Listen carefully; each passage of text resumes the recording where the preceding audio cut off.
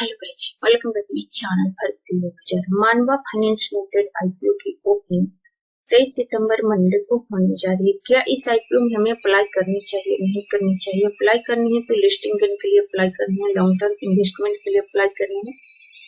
इसमें कितना listing gain मिल सकती है, इसकी जीएमपी क्या चल रही है, अनलिस्टेड मार्केट में अपने निवेशकों को कितना बेनिफिट दे रही है, इसकी बिजनेस मॉडल क्या है, फाइनेंशियल परफॉर्मेंस कैसा, इन सारे टॉपिक पर हम लोग इन डिटेल में डिस्कशन करने वाले हैं। फर्स्ट ऑफ ऑल, यदि आप मेरे चैनल को पहली बार विजिट कर रहे हैं, अभी तक आपने मेरे चैनल को सब्सक्राइब नहीं किया, मेरे चैनल को सब्सक्राइब करें, साथ ही साथ बेल नोटिफिकेशन को भी प्रेस करें ताकि मैं जब भी वीडियो अपलोड करूं उसका नोटिफिकेशन आपको टाइम टू टाइम मिलता रहे। हम लोग इसकी इंपॉर्टेंट पॉइंट समझ लेते हैं। ये आईपीओ 23 सितंबर से लेकर के 25 सितंबर तक ओपन रहेगा। इसका फेस वैल्यू 10 रुपए पर शेयर, प्राइस बन 114 से 120 रुपए पर शेयर, लॉट साइज 125 शेयरों की है। यह आईपीओ मेन बोर्ड आईपीओ है। इसकी इश्यू साइज 150.84 करोड़ की है। प्रेस इश्यू 150.84 करोड़ की है। इसकी लिस्टिंग बीएसई एनएसई दोनों प्लेटफॉर्म पर होगी और यह आईपीओ 30 सितंबर मंडे को लिस्ट होगा। इस आईपीओ में रिटेल कैटेगरी के लिए 35% का कोटा रिजर्व है, केवाईबी के लिए 50%, नॉन इंस्टीट्यूशनल इन्वेस्टर के लिए 15% का रिजर्वेशन किया गया। इस आईपीओ में रिटेल कैटेगरी में मिनिमम इन्वेस्टमेंट की राशि 15,000 रुपए है। रिटेल कैटेगरी में मैक्सिमम इन्वेस्टमेंट की राशि 1,95,000 रुपए है। एसएचएनआई कैटेगरी में मिनिमम इन्वेस्टमेंट की राशि 2,10,000 रुपए है। एसएचएनआई कैटेगरी में मैक्सिमम इन्वेस्टमेंट की राशि 9,90,000 रुपए है। बीएचएनआई कैटेगरी में मिनिमम इन्वेस्टमेंट की राशि 10,05,000 रुपए है।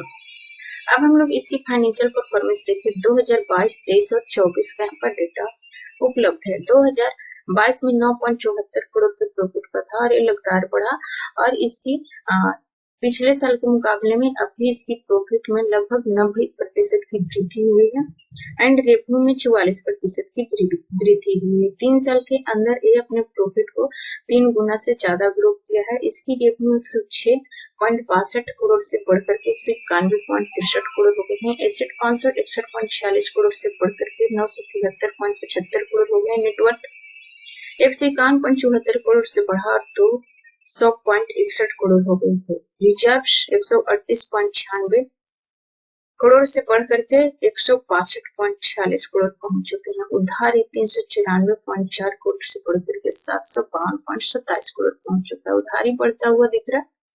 यह एक छोटा सा निगेटिव साइन हो सकती है और अगर मुझे रेटिंग देना हो तो मैं इस आईपीओ में फाइनेंस की 10 में से 7 रेटिंग देना चाहूंगी। बात करें इसकी रिटर्न ऑफ इक्विटी की 21.36% है। डेब्ट पर इक्विटी 3.75 बहुत ज्यादा दिख रहा है। इसका निगेटिव असर लिस्टिंग पर साफ साफ देखने के लिए मिलेगा। रिटर्न ऑफ नेटवर्क 15.66% है। पीई प्री आईपीओ 14.39 है एंड पोस्ट आईपीओ 19.19 है।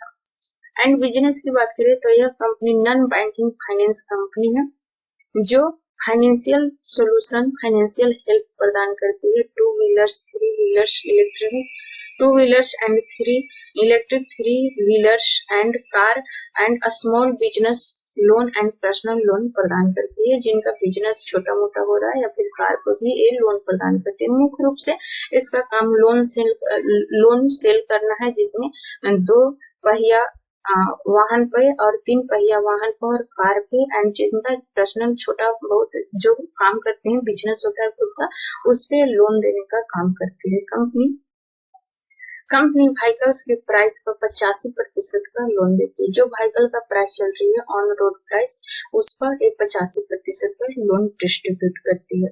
बिजनेस इसका अच्छा दिख रहा है। इंडिया के 6 स्टेट में कारोबार कर रही है। महाराष्ट्र, गुजरात, राजस्थान, छत्तीसगढ़, मध्य प्रदेश एंड उत्तर प्रदेश में। इसके पास 190 ईवी डीलर है एंड 1100 इसके पास और डीलर है। इसकी डीलर है 1100 से अधिक डीलर है एंड 190 इसकी ईवी डीलर है। तो बिजनेस अच्छा कर रही है। ये लोन देने का मुख्य रूप से काम करती है एंड 2 पहिया वाहनों के लिए 80,000 रुपए की लगभग टिकट साइज है एंड 3 पहिया वाहनों के लिए लगभग 1,40,000 का टिकट साइज है। और यह इसका जो लोन पोर्टफोलियो है उसमें लगभग 97.90% लोन न्यू व्हीकल्स लोन है। तो इसका बिजनेस हम लोग यूनिक बोल सकते हैं, यूनिक बिजनेस करिए, लोन से करने का काम करिए, ये अपने बिजनेस को थोड़ा और बड़ा करेगा। तो यहाँ पर एक अच्छा लिस्टिंग गेन हम लोग एक्सपेक्ट कर सकते हैं। अभी इसका जो बिजनेस है इंडिया के सिर्फ 6 स्टेट में ही फैला हुआ है, ये अपने बिजनेस को और बड़ा करने वाला है और इसका बिजनेस इसमें और बड़ा होगा। बिजनेस अच्छा कर रहा है, व्हीकल्स पे लोन देने का काम करता है, शहरी, अर्ध शहरी एंड ग्रामीण क्षेत्रों में भी ये अपने ग्राहक को कैप्चर करता है और self employ and salaried person इसका मुख्य कस्टमर टारगेट है। तो बिजनेस अच्छा कर रहा है, बिजनेस में कोई दिक्कत नहीं है, अपने बिजनेस को बहुत ही तेजी से बढ़ाने वाला है। अभी इसकी शुरुआत ही हुआ है, ये अपने बिजनेस को बहुत ही तेजी से बढ़ाएगा। अभी जिस तरीके से लोन का डिमांड चल रहा है इसका बिजनेस बहुत ही तेजी से फैलने वाला है, आने वाले समय में बहुत अच्छा रिटर्न्स देने वाला है। इसकी जीएमपी देखें तो आज की तारीख में इसकी जीएमपी 60 रुपये, इसकी जीएमपी की ओपनिंग भी 60 रुपये पर हुई थी। अनलिस्टेड मार्केट में अपने निवेशकों को 50% का रिटर्न दे रही है एंड 180 पर ट्रेड करे। जैसे जैसे डिमांड बढ़ेगा इसकी जीएमपी बढ़ेगी और इसमें मिनिमम लिस्टिंग गेन हम लोग यहाँ पर 40% एक्सपेक्टेशन कर सकते हैं। लिस्टिंग गेन तो अच्छा मिलने वाला है अगर इसकी सब्सक्रिप्शन 50 टाइम्स के ऊपर चल गया, 50-60 टाइम्स चला गया तो इजिली ये 50 से 60% का रिटर्न दे सकता है। सब्सक्रिप्शन अगर अच्छा गया तो 50 से 60% का ये रिटर्न बहुत ही आसानी से दे देगा और आने वाले समय में यह आईपीओ एक बेहतरीन मुनाफे की हम लोग इसमें एक्सपेक्टेशन कर सकते हैं, दुगना तिगुना टारगेट देने वाला। बाकी आपका पैसा कहाँ निवेश करना है इसका डिसीजन आपका होना चाहिए, क्योंकि शेयर मार्केट में निवेश करना हाई रिस्की होता है। इसके निवेश करने से पहले गहरी एनालिसिस एंड रिसर्च जरूर करें, हो सके तो अपने फाइनेंशियल एडवाइजर से भी एडवाइज लें, इसके बाद ही निवेश करने का विचार बनाएं। आई थिंक सारे पॉइंट्स आप लोग क्लियरली समझ पा रहे होंगे। यदि समझ में आ रही है वीडियो को लाइक शेयर जरूर करें एंड अभी तक आपने मेरे चैनल को सब्सक्राइब नहीं किया मेरे चैनल को भी सब्सक्राइब करें, साथ ही साथ बेल नोटिफिकेशन को प्रेस करें। So thanks for watching this video till and. जय हिंद।